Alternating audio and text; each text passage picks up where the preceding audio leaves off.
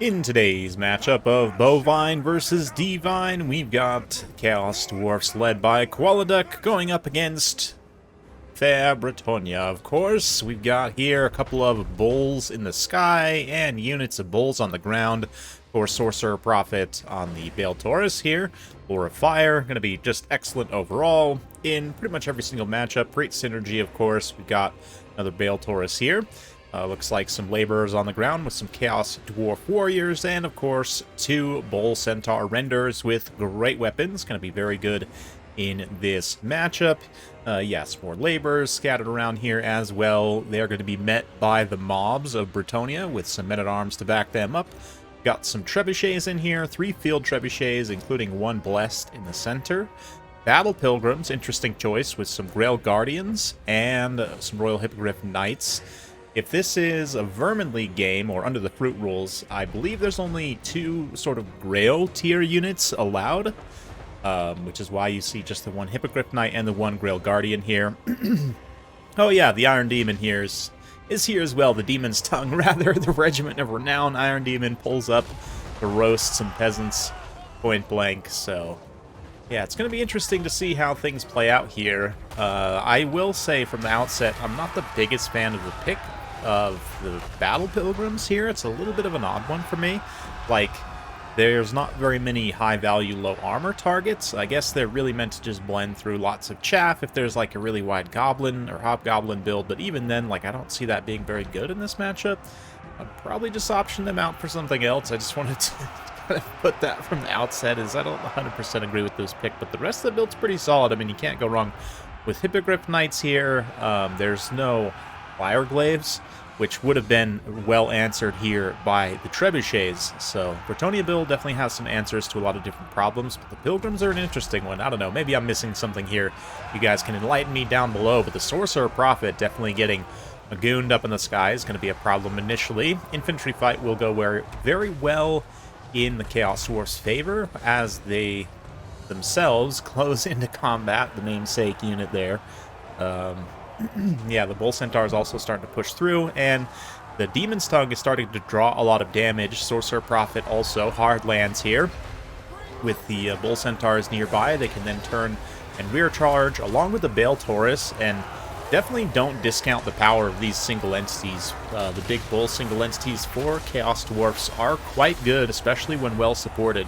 We're going to see a big Flaming Sword of Ruin here to give magical and flaming damage, of course, mainly due to the power spike of Kindle Flame. That's going to give it just a solid damage increase across all targets.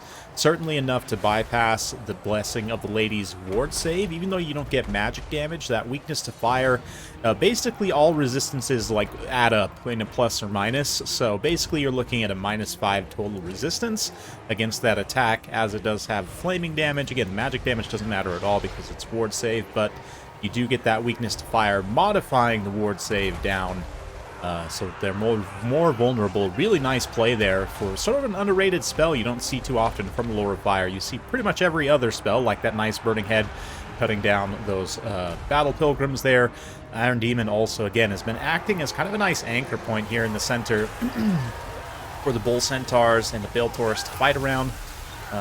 Duke it out with the Grail Guardians here and just be able to outclass them quite heavily, as they were able to with the Hippogriff Knights, which I believe have already been beaten down.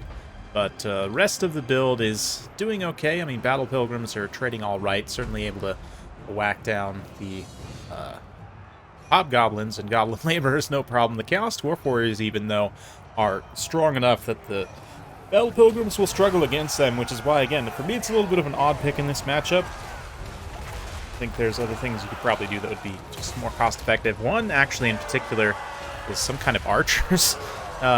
Given that Bull Centaurs, have relatively low armor, even like, the skirmish cavalry, even though yeoman archers are not particularly fantastic, they do provide something, and they have enough mobility to try and get away if your backline gets compromised, as we see the Blessed Field Trebuchet suffering such a fate now. They had been able to rain in some point-blank fire into that center blob there, but for the time being, I'm going to have to pull away. I guess in one circumstance, the Battle Pilgrims do have a benefit of having extra weapon strength against the low armor of the Bull Centaurs. They're going to be able to hit reasonably hard in a supporting role, but I'd still think just like cheap spears in more numbers would be honestly better in combination with maybe a couple of archer skirmish cavalry units. Yeah, it's an interesting build though. I really like the trebuchets as kind of a surprise piece here. And to help deal with potentially fireglaves and just in general, like, you know, Infernal Guard or Iron Sworn. Quite useful in such a context. But let's see, it's still definitely anyone's game. If the Sorcerer Prophet takes too much damage here fighting the Paladin and the Fey Enchantress, it could cause some major leadership issues. Looks like he's going to throw down another Burning Head. Demon's Tongue also moving in to try and stagger and interrupt the Fey Enchantress and the Paladin. Doesn't look like it's going to work, though, and it looks like the Sorcerer Prophet's likely to get killed here. Ooh, he manages to maybe just survive and get into the air, perhaps, or maybe the Fey Enchantress is fast enough to get him on the ground and finish him off. Yeah, it looks like he is very likely to go down here, although that little healing effect there, very critical for him to survive. If he does, nope, he's gone. Dies almost as soon as the Bale Taurus catches up. That is going to lead to some leadership issues with balance of power. Definitely going against Qualiduck there. I say it leads to some leadership issues, but no units are actually, well, very few units are actually low enough to directly route from that, and they're pretty tattered anyway. The rest of the units here left for Chaos Dwarfs have a decent amount of leadership base and are feeling okay given the battlefield circumstances, able to beat down that Paladin pretty well. Bull Centaurs plus the Bale Taurus now chasing off the Fey Enchantress, who's going to be a lot more vulnerable without that Paladin support, and there's not any anti-large left for Bretonnia besides the Paladin. Yeah, I mean, all the Grail tier units are gone. Not that there was any... I guess the Hippogriff Knights do have anti-large now. I forget that sometimes, but anyway, yeah, Fey Enchantress is in trouble for sure. She's going to have to be running for most of the rest of the game here, and there's no just even cheap spears, which would be trading very cost effectively, especially with leadership support. Bull Centaur renders, yeah, not a lot of armor. 50 armor is decent medium armor, but it's not too much. Well, we are going to see a nice comet drop here, though. If it impacts some models directly, it will do massive damage to them. So let's see. Looks like the Bull Centaurs are a little bit caught up here. Not actually doing any attack animations. It does land and kill a few of them. Does some okay damage, and then is the Fey Enchantress's Drain going to be able to finish them off, perhaps? The Bale Taurus lurking is quite dangerous for her. A couple of attacks from it, and she's likely to rout if it gets good contact, but we'll see.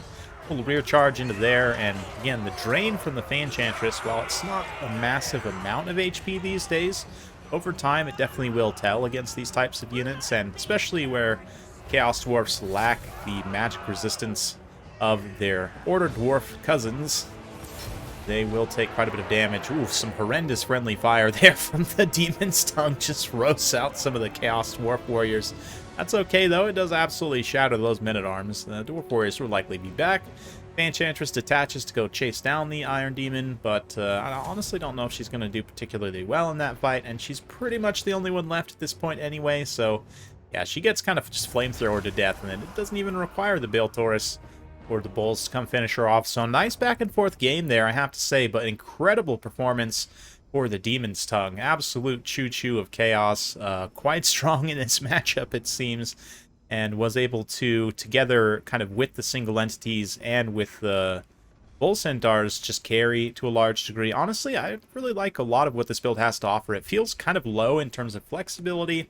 Generally, I like to play with more like light cavalry and stuff myself, but given Chaos Dwarf's light cavalry is reasonably expensive and very likely to get horribly killed in this matchup, I don't know, I kind of actually like a lot of aspects of this build.